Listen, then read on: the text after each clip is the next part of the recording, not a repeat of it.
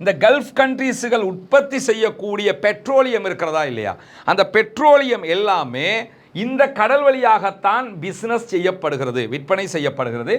ஆளில்லாத ட்ரோன்கள், அதுவும் நீர்மூழ்கி கப்பல்களை ட்ரோன்களாக பயன்படுத்தி தண்ணிக்கு உள்ள அவங்க என்ன பண்றாங்கன்னு கேட்டா நிரந்தரமாக ஃபிட் பண்ணி வச்சிருக்கிறாங்க என்று நம்பப்படுகிறது. அமெரிக்கா போறாங்க, ஈரான் அடிப்பாங்க, ஈரானுக்கு பாதிப்புன்னு நம்ம நினைச்சுக்கிட்டு இருக்கிறோம். இறைவன் பாதுகாக்க வேண்டும். இப்படி ஒரு யுத்தம் நடந்தால் இலங்கை, இந்திய அத்தனை மக்களுமே பாதிக்கப்படும். காரணம் என்னன்னா,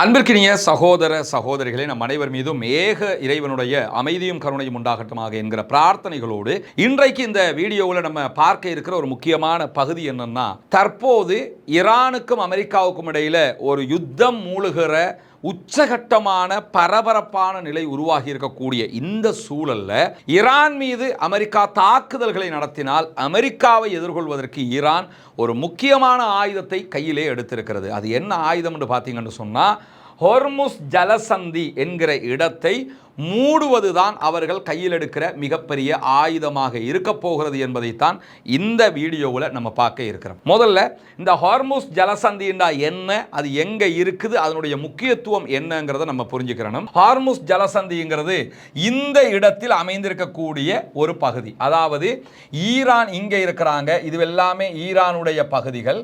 இவ்வளவு பறந்துபட்ட ஒரு நாடு ஈரான். ஈரானுடைய இந்த பகுதியை எடுத்துக்கிட்டீங்கன்னா, இந்த கடல் பகுதி பெர்ஷியன் கல்ஃப், பாரசீக வளைகுடா என்று அழைக்கப்படக்கூடிய பகுதி. இந்த பெர்ஷியன் கல்ஃபுக்கு எதிராக இருக்கக்கூடிய நாடுகளை பார்த்தீங்கன்னா கல்ஃப் கண்ட்ரீஸ் என்று சொல்லுவாங்க, வளைகுடா நாடுகள்னு. குவைத் அதுல ஒரு நாடு, அதே போன்று பஹ்ரைன் ஒரு நாடு, கத்தர் ஒரு நாடு, அதே போன்று சவுதி அரேபியாவினுடைய பகுதிகள் அதுக்குள்ள வரும், யுஏஇனுடைய பகுதிகள் வரும். இப்படி சில முக்கியமான நாடுகள் கல்ஃப் கண்ட்ரீஸ் என்று அழைக்கப்படுகிறார்கள். இந்த கல்ஃப் கண்ட்ரீஸ் எல்லாம் எங்க இருக்குதுன்னு சொன்னா ஈரானுக்கு நேர் எதிராக இருக்கிறது. அந்த பக்கம் ஈரான், இந்த பக்கம் இந்த கல்ஃப் கண்ட்ரீஸ் இருக்கிறாங்க. இப்படியான ஒரு சூழல்ல இந்த கல்ஃப் கண்ட்ரீஸுகள் உற்பத்தி செய்யக்கூடிய பெட்ரோலியம் இருக்கிறதா இல்லையா, அந்த பெட்ரோலியம் எல்லாமே இந்த கடல் வழியாகத்தான் பிசினஸ் செய்யப்படுகிறது, விற்பனை செய்யப்படுகிறது. குறிப்பாக இந்த நாடுகளில் அதிகமாக கேஸ் உற்பத்தி செய்யக்கூடிய, எரிவாயு உற்பத்தி செய்யக்கூடிய நாடு கத்தர். எல்பிஜி கேஸ் அவங்க தான் அதிகமாக உற்பத்தி பண்ணுறாங்க. மற்ற நாடுகள் பெட்ரோலியம் உற்பத்தி பண்ணுறாங்க. உற்பத்தி பொருட்கள் எல்லாம் இந்த வழியாக, கடல் வழியாகத்தான் இந்த ஹொர்முஸ் ஜலசந்தியை தாண்டி இந்திய பெருங்கடலுக்கு வந்து அப்படியே இந்த வழியாக போனாங்கன்னு சொல்லி சொன்னால் யெமனுக்கு கீழே ரெட் சி வழியாக கடந்து என்ன பண்ணுவாங்கன்னா மேற்கு நாடுகளுக்கு கொண்டு போகிறதாக இருந்தால் ஈஜிப்டினுடைய சுயஸ் கால்வாய் வழியாக மேற்கு நாடுகளுக்கு போகும், மற்ற தென்கிழக்காசிய நாடுகளுக்கும் கொண்டு வருவாங்க. மொத்தத்தில் ஒவ்வொரு நாளும் இந்த பகுதிகளில் உலகத்தினுடைய எண்ணெய் தேவையில் 30% எண்ணெய் தேவைகள் விற்பனைக்கு அனுப்பப்படுகிறது. ஒரு நாளைக்கு உலகம் முழுக்க 100% பெட்ரோல், டீசல், எரிவாயு தேவை இருக்குதுன்னு வச்சுக்கிட்டோம்னு சொன்னால் அந்த 100ல் 30%ஆனவைகள் இங்கே இருந்து தான் அனுப்பப்படுகிறது. சுமாராக ஒரு நாளைக்கு 20 மில்லியன் பேரல்களில் பெட்ரோலியம் மாத்திரம் அனுப்பப்படுகிறது.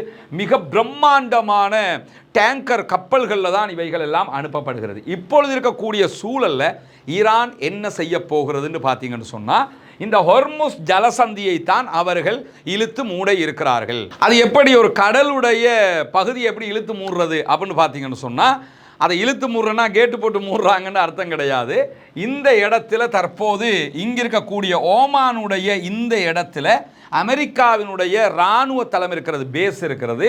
அமெரிக்காவினுடைய கப்பல்கள் எல்லாம் இந்த இடத்தில் தான் கொண்டு வந்து நிறுத்தப்பட்டிருக்கிறது. இந்திய பெருங்கடல் ஒட்டிய ஈரானுடைய கடல் பரப்புக்கு நெருக்கமாகத்தான் கொண்டு வந்து USS Truman, USS Abraham Lincoln உள்ளிட்ட பெரும் கப்பல்கள் எல்லாம் கொண்டு வந்து நிறுத்தப்பட்டிருக்கிறது. இங்கே இருந்து ஈரானை தாக்குவதற்கான ஏற்பாட்டுக்காகத்தான் அவங்க கொண்டு வந்து வச்சிருக்கிறாங்க. இதே நேரத்தில் இந்த பகுதிகளில் தற்போது ஈரானும் தன்னுடைய முழுமையான கடற்படையை நகர்த்தி கொண்டிருக்கிறார்கள். இந்த யுத்தத்திற்காக வேண்டி இந்த பகுதிகளுக்கு வந்துகிட்டு இருக்கிறாங்க.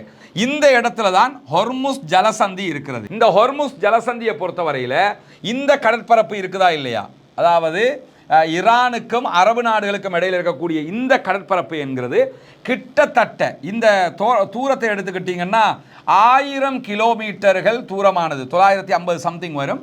அது 1000 கிலோமீட்டர்னு நம்ம ரவுண்டாக வச்சுக்கலாம். இவ்வளவு தூரம் உள்ள ஒரு பகுதி.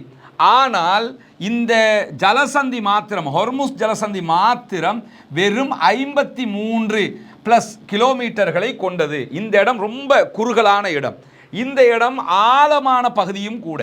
எனவே இந்த பகுதியை கடக்கிறது தான் எல்லா கப்பல்களுக்கும் தேவையான ஒன்றாக இருக்கிறது. அதனால தான் ஈரான் இந்த இடத்தை எப்பொழுதும் தன்வசமே வைத்து கொண்டிருக்கிறார்கள், எந்த நாடுகளுக்கும் விட்டு கொடுக்காம வச்சுக்கிட்டு இருக்கிறாங்க. ஆல்ரெடி அமெரிக்காவினுடைய கப்பல்களையே அவங்க இந்த இடத்துல சிறை பிடிச்சிருக்கிறாங்க. இதுக்கு முன்னாடி என்ன பண்ணுவாங்கன்னா, ஏதாவது ஒரு பிரச்சனை வரும்போது கப்பல்களை சிறைபிடிப்பாங்க, சிறைபிடித்து அவங்களுடைய ஹார்பருக்கு கொண்டு போயிடுவாங்க. அங்கே கப்பலில் பயணித்த அத்தனை பேரையுமே ஈரானுடைய கோர்ட்டுக்கு கொண்டு போய் அங்கே விசாரணை நடத்தி அவர்களை சிறை வைப்பார்கள் அல்லது அதுக்குரிய பணத்தை பெற்றுக்கொண்டு விடுவிப்பார்கள்.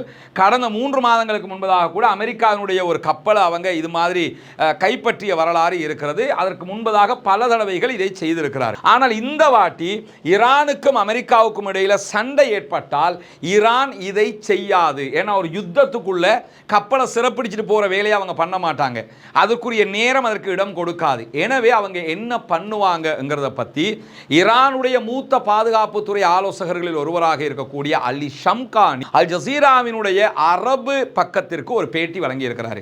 அதில் அவர் விரிவாக இது தொடர்பாக பேசி இருக்கிறார். அதில் அவர் சொல்லும் போதே என்ன சொல்றாருன்னா, இம்முறை 2 விதமாக நாங்கள் இந்த ஹொர்முஸ் ஜலசந்தியை பயன்படுத்துவோம். முதலாவது என்னன்னா, கன்னி வெடிகளை வைத்து அமெரிக்காவை எதிர்கொள்வோம் என்கிறார்கள். கன்னி வெடி வைக்கிறதுனா நம்ம நாட்டில் இறுதி யுத்தத்தில் பூமியில் கன்னி வெடி வச்சதை நம்ம தெரிஞ்சிருக்கிறோம். எல்லா ஊர்களையும் பூமியில் கன்னி வெடி வைப்பாங்க. நடந்து போகும்போது மிரிச்சிட்டாங்கன்னா கால் எடுக்கும்போது வெடிச்சு செதறி ஒன்றோ ஆளே அவுட்டாக போயிடுவார், இல்லைனா கை காலை இழந்துருவாங்க. இந்த மாதிரி நடக்கும். இது தரையில் வைக்கக்கூடிய கன்னி வெடின்னு சொல்லுவாங்க. இதே நேரத்தில் கடலில் வைக்கிற கன்னி வெடியை பொறுத்தவரையில் 2 விதமாக அல்லது 3 விதமாக அது செய்வதாக அல் ஜசீராவினுடைய அந்த ஆர்டிக்கல் சொல்றதை நம்ம பார்க்க முடியும். முதல் வகை என்னன்னு கேட்டா, ஆளில்லா ட்ரோன்கள் மூலமாக, ஆளே இல்லாத ட்ரோன்கள்னா பறந்து போறது கிடையாது, பறந்து போகிற ட்ரோன்கள் இருக்கிற மாதிரி கடல்ல ட்ரோன்கள் இருக்குது. ஆள் இல்லாத போட்ல பெருவாரியான குண்டுகளை ஃபிட் பண்ணி என்ன பண்ணுவாங்கன்னு சொன்னா, அங்க இருக்கக்கூடிய கப்பல்களை நோக்கி அனுப்பி விடுவாங்க. அதுல போய் முட்டி மோதி அது வெடிச்சு செதறும். அதனால கப்பல்கள் அழிவுக்கு உண்டாகும். இதை தாண்டி ஈரான் செய்ய போகிற முக்கியமான விவகாரம் என்ன, ஆளில்லாத ட்ரோன்கள், அதுவும் நீர்மூழ்கி கப்பல்களை ட்ரோன்களாக பயன்படுத்தி தண்ணிக்கு உள்ள அவங்க என்ன பண்றாங்கன்னு கேட்டா நிரந்தரமாக ஃபிட் பண்ணி வச்சிருக்கிறாங்க என்று நம்பப்படுகிறது. அந்த இடத்தை தாண்டும் போது மெனுவலி ஈரான்ல இருந்துகிட்டு அதை ஆப்ரேட் பண்ண முடியும். தேவைன்னா ஆப்ரேட் பண்ணிக்கலாம், தேவைன்னா ஆப்ரேட் பண்ணாம இருக்கலாம். இந்த பகுதிகள் அவங்க நிறைய கன்னி வெடிகளை நீர்மூழ்கி கப்பலூடாக வைத்திருப்பதாக நம்பப்படுகிறது. நீர்மூழ்கி கப்பல்கள் கீழே இருக்கும், அதில் ஆள் இருக்க மாட்டாங்க, முற்றுமுழுதாக குண்டுகள் தான் சேமித்து வைக்கப்பட்டிருக்கும். அதை ஈரான்ல இருந்து அவங்க ஆப்ரேட் பண்ணும்போது வெடிச்சு செதறும். வெடிச்சு செதறினால் அங்கு வரக்கூடிய கப்பல்கள் அழிவுக்கு உள்ளாகும். இப்படி கன்னி வெடி தாக்குதல்களை அவர்கள் நடத்த இருக்கிறார்கள். இதை தாண்டி ஈரான்ல இருந்து பல இடங்களில் ஈரான்ட்ட பாலிஸ்டிக் ஏவுகணைகள், சூப்பர்சோனிக் ஏவுகணைகள், சிஜில் போன்ற பல ஏவுகணைகள் இருக்கிறது. இந்த ஏவுகணைகளை அழிக்கிறது தான் முழு முதல் கடமை என்று சொல்லி அமெரிக்கா சொல்லிக்கிட்டு இருக்கிறாங்க. ஆல்ரெடி 12 நாள் வார்லையும் நாங்கள் அதை தான் ட்ரை பண்ணினோம்னு இஸ்ரேலும் சொன்னாங்க. ஏன்னா இந்த பாலிஸ்டிக் ஏவுகணைகள், சூப்பர்சோனிக் ஏவுகணைகள் வளிமண்டலத்தை தாண்டி சென்று தாக்குதல் நடத்தக்கூடியதாக இருக்கிறதுனால அது ஈரானுக்கு மிக பெரும் பலமாக இருக்கிறது. எனவே இங்கிருந்து ஈரான் இங்க இருக்கக்கூடிய கப்பல்கள் மேல அப்படிப்பட்ட ஏவுகணை தாக்குதல்களை நடத்தக்கூடும். அப்படி நடத்தியும் இந்த ஜலசந்தி அவங்க கண்ட்ரோல் பண்ணுவாங்க. இந்த இடத்துல ஒரு நாள் யுத்தம் நடந்தாலும் அல்லது 10 நாள் நடந்தாலும், எத்தனை நாள் நடந்தாலும் இதனுடைய பாதிப்பு ஈரானுக்கு மட்டுமல்ல. வெளிப்படையாக பார்க்கும்போது அமெரிக்கா போகிறாங்க, ஈரான் அடிப்பாங்க, ஈரானுக்கு பாதிப்புன்னு நம்ம நினச்சிக்கிட்டு இருக்கிறோம். இறைவன் பாதுகாக்க வேண்டும். இப்படி ஒரு யுத்தம் நடந்தால் இலங்கை, இந்திய அத்தனை மக்களுமே பாதிக்கப்படும். காரணம் என்னன்னா, உலகத்தினுடைய 30% பெட்ரோல், டீசல், எரிவாயு இந்த பகுதிகளில் தான் வருகுது. இந்த இடத்தால தான் விற்பனைக்கு கொண்டு வர்றாங்கன்னும் போது இந்த இடத்தில் யுத்தம் ஆரம்பித்தால் எந்த நாடுகளும் இந்த இடத்துல பிஸ்னஸ் பண்ண மாட்டாங்க. ஏன்னா அவங்களுடைய கப்பல்களை பாதுகாக்க நினைப்பாங்க. ஆல்ரெடி இந்த ஹொர்முஸ் ஜலசந்தியில் கப்பல்களுக்கு மாத்திரம் ஈரான் தாக்குதல் நடத்த மாட்டாங்க. அரபு நாடுகளில் இருக்கக்கூடிய எல்லா பேஸுகளுக்கும் தாக்குதல்களை நடத்துவதாக சொல்லியிருக்கிறார்கள். ஈவன் சவுதியில் 2 பேஸ் இருக்குது, எல்லாத்துக்கும் சேர்த்தே தாக்குதல் நடத்துவாங்க. எனவே இந்த பகுதிகளுக்கும் தாக்குதல் நடத்தி கொண்டு ஹொர்முஸ் ஜலசந்தியிலையும் அவங்க தாக்குதல் நடத்த ஆரம்பிச்சிட்டாங்கன்னா பெட்ரோல், டீசல், உலகத்தில் இருக்கக்கூடிய எல்லா எரிவாயுனுடைய விலைகளும் விண்ணை தொடுகிற அளவுக்கு உயர்வதற்கு வாய்ப்பு இருக்கிறது. பெட்ரோல், டீசல் விலை கூடிச்சுன்னு சொன்னாலே பல நாடுகளில் எக்கானமிக் கிரைசிஸ் ஏற்படும். அதே போன்று எல்லா பொருட்களும் விலையேற்றம் ஆரம்பித்து விடும். இப்படி ஆரம்பிக்கும் போது பெருவாரியாக நம்மளை போன்ற நாடுகள் இதில் பாதிக்கப்படுவாங்க. வளர்ந்த நாடுகள் ஜப்பானாக இருக்கலாம், அதை மாதிரி இருக்கக்கூடிய பல நாடுகளும் இதனூடாக பாதிக்கப்படுவார்கள் என்கிற நிலையும் இருக்கிறது. எனவே ஹொர்முஸ் ஜலசந்தியை தான் அவர்கள் மிக அதிகமாக இலக்கு வைக்கிறார்கள். ஹொர்முஸ் ஜலசந்தியை வச்சு தான் அமெரிக்காவை மிரட்ட முடியும் என்கிறதுல மிக தெளிவாகவே ஈரான் இருக்கிறது. இந்த யுத்தத்தினுடைய டேர்னிங் பாயிண்டாகவே இந்த இடம்தான் இருக்க போகிறது என்பதை நாம் புரிந்து கொள்ள வேண்டும். இந்த செய்தியில இன்னும் ஒரு விவகாரத்தை நீங்க புரிஞ்சுக்கிறோம். என்னன்னா, நம்ம அதிகமாக தெரிஞ்சிருக்கிற விஷயம்தான் இஸ்ரேல் தி கிரேட்டர் இஸ்ரேல் என்னொன்று உருவாக்குறதுக்கு ட்ரை பண்றாங்க. பரந்துபட்ட இஸ்ரேல் என்னொன்று உருவாக்குறதுக்கு அவங்க முயற்சி பண்ணிக்கிட்டு இருக்கிறாங்க.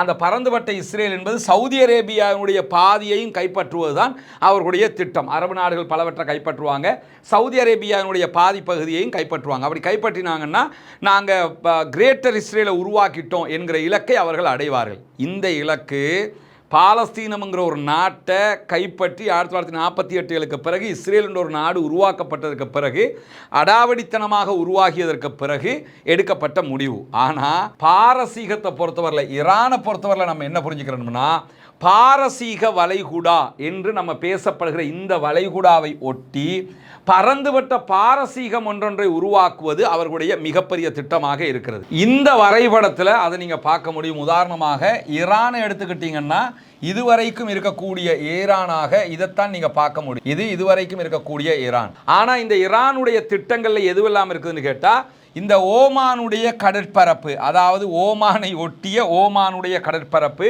அவர்களுடைய பாரசீக திட்டத்தில் இருக்குது. அதே போன்று வடக்கு இந்திய பெருங்கடல், இதெல்லாம் இந்த இந்திய பெருங்கடலுக்குள்ளே வரும், அந்த பகுதிகள் இருக்கிறது. அதே மாதிரி இந்த பகுதிகள் முழுவதுமாக அவர்கள் தங்களுடைய கட்டுப்பாட்டில் வைக்கணும்னு நினைக்கிறாங்க. அதே நேரத்தில் இந்த பகுதிகளையும் தங்களுடைய கட்டுப்பாட்டில் வைக்கணும்னு நினைக்கிறாங்க. இதுவெல்லாம் சேர்ந்து தான் அவங்க மிகப்பெரியதொரு பரந்துபட்ட ஈரானிய சாம்ராஜ்யம்னு தங்களை கருதி கொண்டிருக்கிறார்கள். இந்த ஈரானிய சாம்ராஜ்யத்தை உருவாக்குவதும் ஈரானுடைய மிகப்பெரிய கனவுகளில் ஒன்றாக இருக்கிறது. எனவே ஈரான் சாதாரணமாக இந்த யுத்தத்தை கடந்து போயிடுவாங்கன்னு நம்ம நினைச்சிடக்கூடாது.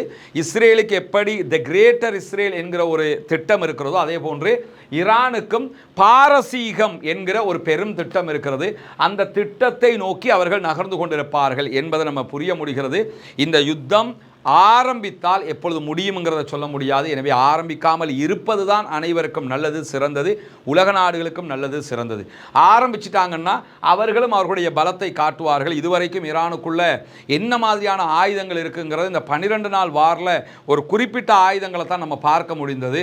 அது இஸ்ரேலும் அமெரிக்காவுமே அரண்டு போகிற நிலைக்கு இருந்ததை நம்ம பார்க்க முடிந்தது. அமெரிக்காவினுடைய கத்தரில் இருக்கக்கூடிய உதய் போர்ட்டுக்கே தாக்குதல் நடத்திட்டு தான் ஈரான் நின்றாங்கிறதை நம்ம பார்க்க முடிகிறது. இப்படியான ஒரு சூழல்ல ஈரான் மீதான இந்த யுத்தம் சாதாரணமாக இருக்காது என்பதையும் புரிய முடிகிறது. அதே நேரம் இந்த ஹொர்முஸ் ஜலசந்தியை வைத்துத்தான் இந்த சண்டையே நடக்கப் போகிறது என்பதையும் இந்த வீடியோவினூடாக நாம் புரிந்து கொள்ள முடியும். பொறுத்திருந்து பார்ப்போம் என்னவெல்லாம் நடக்கிறது என்பதை. பயங்கரவாதம் ஒழிய வேண்டும், தீவிரவாதம் ஒழிய வேண்டும், ஆக்கிரமிப்பு சிந்தனை இல்லாதொழிக்கப்பட்டு அமைதியான பூவுலகு திரும்ப வேண்டும் என்கிற பிரார்த்தனைகளோடு இன்னும் ஒரு வீடியோவில் சந்திக்கும் வரை விடைபெறுகிறேன். வாஹர் தஅவானா அல்ஹம்துலில்லாஹி ரப்பில் ஆலமீன்.